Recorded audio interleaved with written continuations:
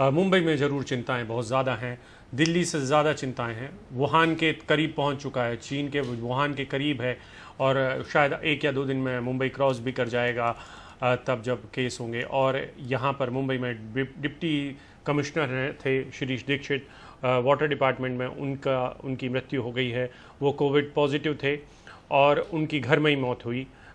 उनके बारे में ये पता नहीं है कि उनको कोई दूसरी बीमारियां थी या नहीं, इसके बारे में अभी तक बीएमसी ने साफ नहीं किया है, लेकिन वो 54 साल के थे। सोहित, इनकी जो मौत है अपने आप में अचानक, क्योंकि कल तक वो स्वस्थ बताए जा रहे थे, आज मौत हो गई है। क्या ये अलग किस्म का स्ट्रेन हो सकता है? जैसे दिल्ली में भी एक पुलिस वाले की अचानक मौत हो गई थी 3 दिन के अंदर ही। क्या आंकलन किया जा रहा है मुंबई में इनकी मृत्यु का?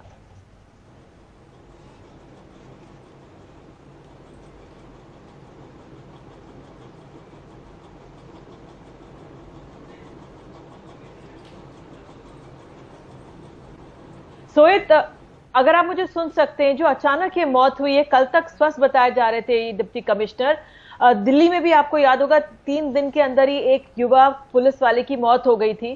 क्या ये कोरोना का अलग किस्म का स्ट्रेन है जो कभी कभार इस तरह के भयावह स्थिति हमारे सामने ला देता है?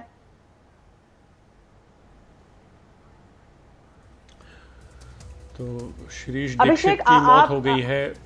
जी जी, मैं आप ही से ये समझना चाह रही थी, क्योंकि दिल्ली में भी आपको याद होगा एक कांस्टेबल की ऐसे मृत्यु हो गई थी। और अगर जो इतनी परेशान चिंताजनक स्थिति मुंबई में मौजूद है, वाकई में कई सवाल उठ रहे होंगे कि अचानक कैसे मृत्यु हुई। बिल्कुल। और ये जो दीक्षित जी थे, ये बहुत अभी तक, मतलब कुछ दिनों पहले तक मीटिंग्स में शामिल हो रहे थे, तो ये एक चिंता की बात है। हमारे साथ सोहित जुड़ गए हैं। सोहित, शिरीष दीक्षित डिप्टी कमिश्नर थे, इनके बारे में ये बता पाएं कि ये बीएमसी के अस्पताल क्यों नहीं पहुंच पाए, ये इनकी घर पे ही मौत क्यों हुई, क्योंकि इनके पास जो इंफ्रास्ट्रक्चर था इनके लिए? बिल्कुल अभिषेक, देखिए जो बात हो पाई है, किरण दिगावकर जो वहाँ के वार्ड ऑफिसर हैं, उन्होंने बताया कि कल जैसे ही रिपोर्ट आई थी और ये पता चला था कि वो पॉजिटिव हैं, उन्हें फ़ोन किया गया और कहा गया कि आप अस्पताल में आ सकते हैं। लेकिन उन्होंने खुद ने कहा कि वो घर पर क्वारंटीन करना पसंद करेंगे और घर पर ही इलाज करेंगे और जो भी ज़रूरत होगी वो घर पर करेंगे, ये अब कहा जा रहा है वार्ड ऑफिसर की ओर से। उन्होंने ये भी कहा कि वो बिल्कुल पूरी तरह से ठीक हैं, जिसके बाद बीएमसी के कुछ कर्मचारी उनके घर पर भी गए थे देखने की वहाँ पर व्यवस्था किस तरह से है। तो ये कल शाम तक की घटना है। कल शाम को जब बात हुई थी वार्ड ऑफिसर से, उन्होंने कहा कि मैं बिल्कुल पूरी तरह से ठीक हूं, आप चिंता ना करें।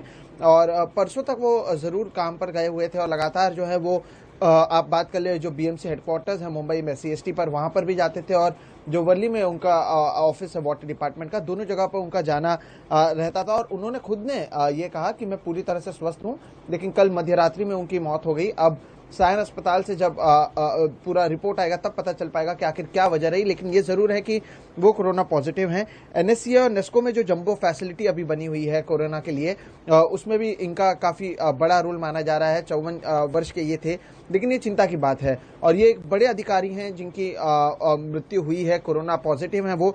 इसके अलावा अब तक अगर मैं आपको बता दूं, केवल बीएमसी में 55 सिविक एम्प्लॉयज हैं जो कोरोना वायरस के बाद उनकी मृत्यु हुई है। और बीएमसी ने सोमवार को ही 50 लाख रुपए के कंपेंसेशन का ऐलान भी किया गया था। तो कहीं ना कहीं लेकिन चिंता की बात जरूर है। और ये सब तब हो रहा है जब दूसरे जगह पर हम देख रहे हैं कि किस तरह से अनलॉक 1.0 कह लें या फिर महाराष्ट्र बिगिन अगेन कह लें, ये सारी चीज़ों की शुरुआत की जा रही है। तो दो चीज़ें जो एक साथ हो रही हैं, तो कहीं ना कहीं आप जो कह रहे थे कि वुहान के आसपास जो मुंबई का आंकड़ा पहुंच चुका है और उसके बावजूद जिस तरह से चीजें खुल रही हैं, ये एक चिंता की बात है। और बीएमसी को जब इतने बड़े अधिकारी जो जिनके पास असिस्टेंट म्युनिसिपल कमिश्नर का भी चार्ज था, उनकी अगर मृत्यु होती है, वो कोरोना पॉजिटिव थे, तो इस पर बीएमसी को सोचना चाहिए कि क्या वाकई जिस तरह से छूट दी जा रही है उसकी जरूरत है।